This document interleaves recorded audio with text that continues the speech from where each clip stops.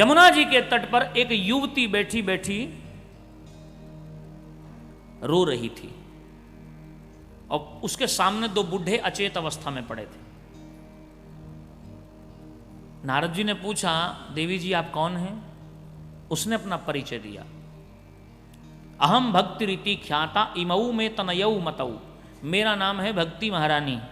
और ये जो दो सामने बूढ़े पड़े हैं ना, बोले ये मेरे बेटे हैं, ज्ञान वैराग्य नामानऊ कालेन योगेन जर्जरऊ। एक का नाम है ज्ञान और एक का नाम है वैराग्य। नारद जी चक्कर में पड़ गए। माँ 16 साल की और बेटे 80 वर्ष के, ये सब कैसे हुआ देवी जी? पूरी बात बतलाई। उत्पन्ना द्रविड़े साहम वृद्धि कर्नाटके गता, मेरा जन्म हुआ दक्षिण भारत में, कर्नाटक में मैं बड़ी हुई, क्वचिन क्वचित महाराष्ट्र में मैं कुछ ठीक रही। उसके बाद पाखंडियों के देशों में जैसे मेरा प्रवेश हुआ, मैं वृद्ध हो गई। लेकिन वहां से निकल करके जैसे श्रीधाम वृंदावन में आई तो वृंदावन पुनः प्राप्य नवीनेव स्वरूपिणी, वृंदावन में आते ही मैं तो नवयौवन संपन्न हो गई। पर मेरे जो दो बालक हैं, ज्ञान और वैराग्य है, ये काल के प्रभाव से बूढ़े हो गए। ए नारद जी महाराज देखिए, अब मैं बड़ी परेशान हो गई। यदि मुझे इस भारत भूमि में सम्मान ना मिला तो इदम स्थानम प्रत्यज्य विदेशम गम्यते मया, इस स्थान को छोड़ करके मैं विदेश में चली जाऊंगी। नारद जी महाराज ने भक्ति महारानी को बहुत समझाया, देवी जी ये भारत भूमि भगवान की है, यहाँ भगवान के अवतार हुए हैं, भगवान की लीलाएं हुई हैं। आप यदि भारत भूमि को छोड़कर चली जाएंगी तो इन भक्तों का क्या बनेगा? चिंता मत कीजिए, श्री कृष्ण चरणाम्भोजम स्मरन दुखम गमिष्यति, भगवान कृष्ण के चरणों का ध्यान कीजिए, ठाकुर जी के चरणों का ध्यान कीजिए। मैं आपको वचन देता हूं कि मैं आपके बालकों को स्वस्थ करूंगा। वचन देकर के नारद जी महाराज ने ज्ञान और वैराग्य को उठाने का बड़ा प्रयास किया। वेद वेदांत घोषैश्च गीता पाठैर मुहु मुहु, वेद वेदांत गाए, गीता जी का पाठ कितनी बार किया महाराज, पर ज्ञान वैराग्य उठे नहीं।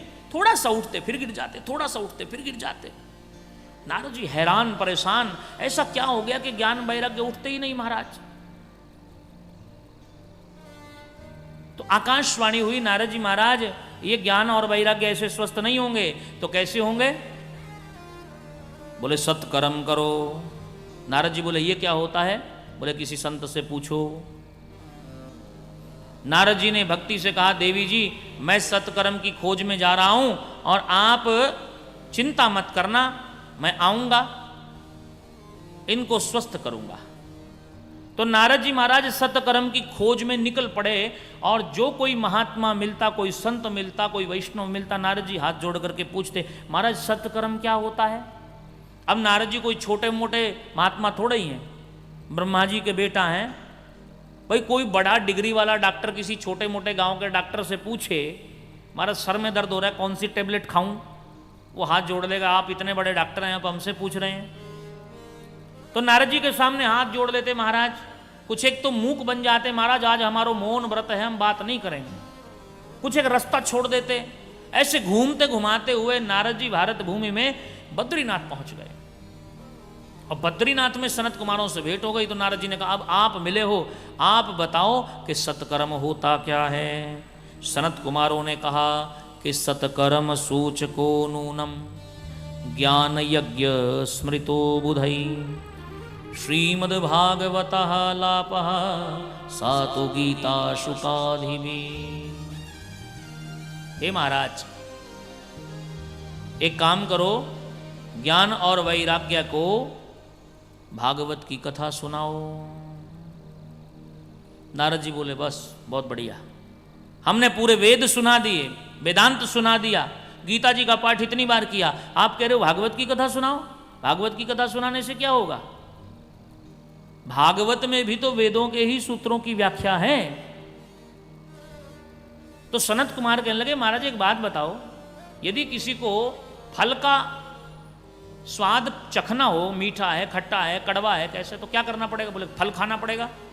तो महाराज फल ना हो और कोई वृक्ष की जड़ कूट करके पिलावे तो उससे फल का स्वाद आ सकता है क्या? बोले नहीं।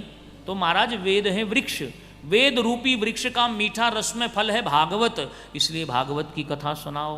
नारद जी समझ गए, और नारद जी समझ करके कहने लगे ठीक है महाराज, कथा कहाँ हो? बोले बताओ। नारद जी बोले तो आप ही सुना दो, आप ही फैसला करो कथा कहाँ होगी। सनत कुमार कहने लगे हम आए तो थे कोई सत्संग सुनाने वाला मिले, पर कोई बात नहीं, आप सुनने वाले हैं तो हम सुनाएंगे। कथा होगी हरिद्वार में। हरिद्वार में क्यों? बोले ज्यादा नीचे नहीं जाएंगे संसार में, संसारी लोग पीछे पड़ जाएंगे।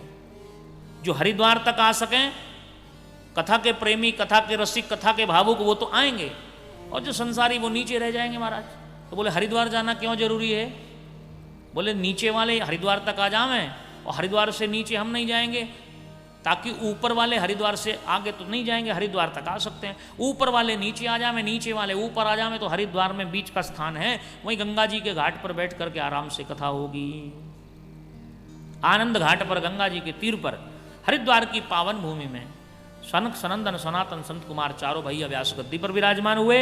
नारद जी महाराज बन गए मुख्य श्रोता, और जैसे महाराज सनत कुमारों ने भगवान की कथा का जय घोष किया, बोलिए श्रीमद्भागवत महापुराण की जय। भक्ति सुतौ तौ तरुणौ गृहीत्वा प्रेमैकरूपा सहसा विरासीत्। श्री कृष्ण गोविंद हरे मुरारे नाथेति नामानि मुहुर्वदन्ति। भक्ति सुतौ तौ तरुणौ गृहीत्वा, भक्ति के दो बेटा, तौ माने दो, तरुणौ नव यौवन संपन्न होकर के, स्वस्थ होकर के, जैसे भक्ति महारानी अपने दोनों बेटों के साथ में भगवान का नाम गाती हुई आई, नारद जी महाराज प्रसन्न हो गए। भक्ति महारानी ने कहा आपकी कृपा से मेरे दोनों बालक स्वस्थ हो गए, कहां बैठूं? नारद जी बोले देवी, जो श्रोता बंधु बैठे हैं सबके हृदय में विराजमान हो जाओ। जिस हृदय में भक्ति होती है वहां भगवान जरूर आते हैं।